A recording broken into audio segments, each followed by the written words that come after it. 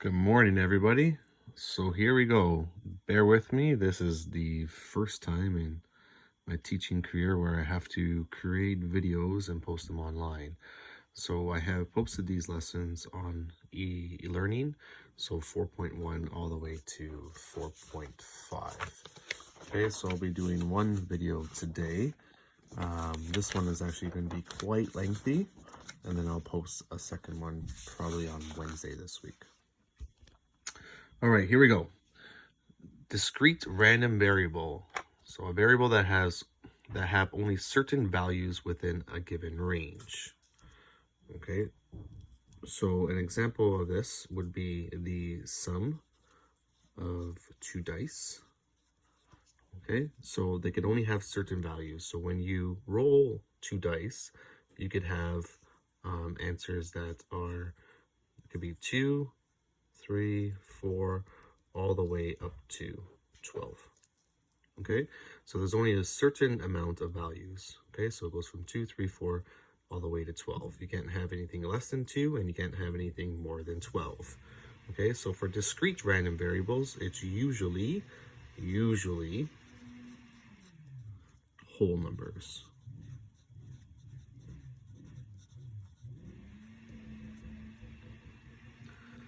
Okay, oh, my dog wants to say hi. And you can see I'm in my pajamas though. Okay, next is continuous random variable. Okay, these are variables that have an infinite number of solutions or possible values in a given range. Okay, so examples of this would be time, okay, volume.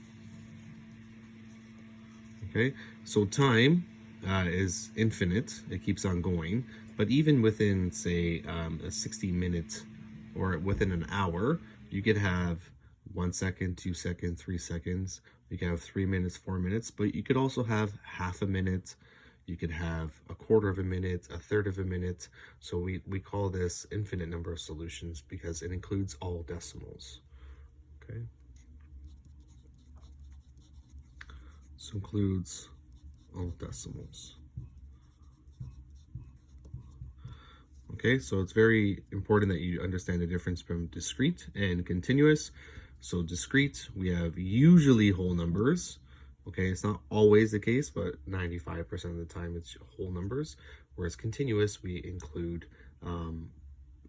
continuous random variables include all decimals. So volume, you have a liter, half a liter, quarter of a liter, and so on. Okay, just to give you one example where discrete sometimes doesn't have whole numbers. So an example of this would be the size of your shoe, or shoe size, let's say shoe size. Okay, for shoe size, we have decimals. So you could have a size 7.5 foot. Okay, you could have an 8, you could have an 8.5. So this is one example where it does include decimals, but it doesn't have, you can't have an 8 1/3. Okay, so this is still only a certain value, but in this case it has decimals. Okay, weighted mean is next. A mean of a set of numbers that are given weighting based on the frequency. Okay, so your marks in your classes are actually based on weighted means. So certain categories are weighted differently. So communication and thinking in math are worth 20%, whereas knowledge and applications are worth 30%. Okay, so to solve this, we multiply each number by its weight and then divide by the sum of all the weights. Okay, so it looks like this. So weighted mean is the first number multiplied by its frequency plus the second value times it by its frequency. Okay, and then this keeps going for how many values you have, divided by the total frequency. Okay, so WM represents weighted mean. And again, the first value times its frequency, second value times its frequency, and keep going till you finish, divided by the total frequency.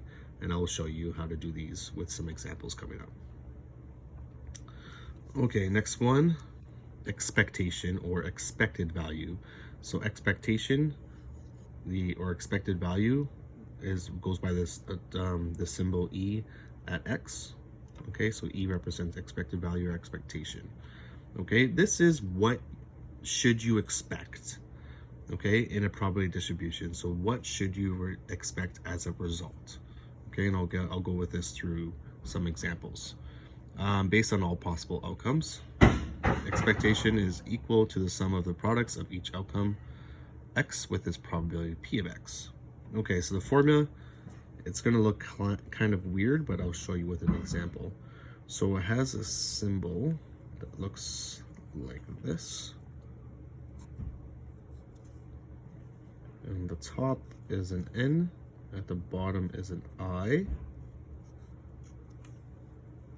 And we have X I times P at X. Okay, it looks more complex than it is. So N represents the nth term, or your last term.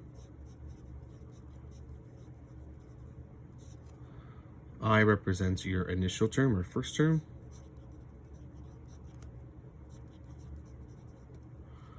Okay, Xi is this is your outcomes. And P at X is your probability. And then we have this symbol here, which is called sigma. Okay, and sigma represents the sum of.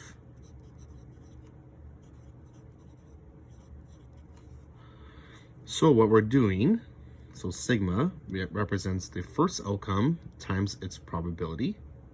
Okay, but we're doing the sum of. So all the outcomes times the probabilities added together. And again, I'll show you with an example. So let me make sure I'm not forgetting anything. Okay.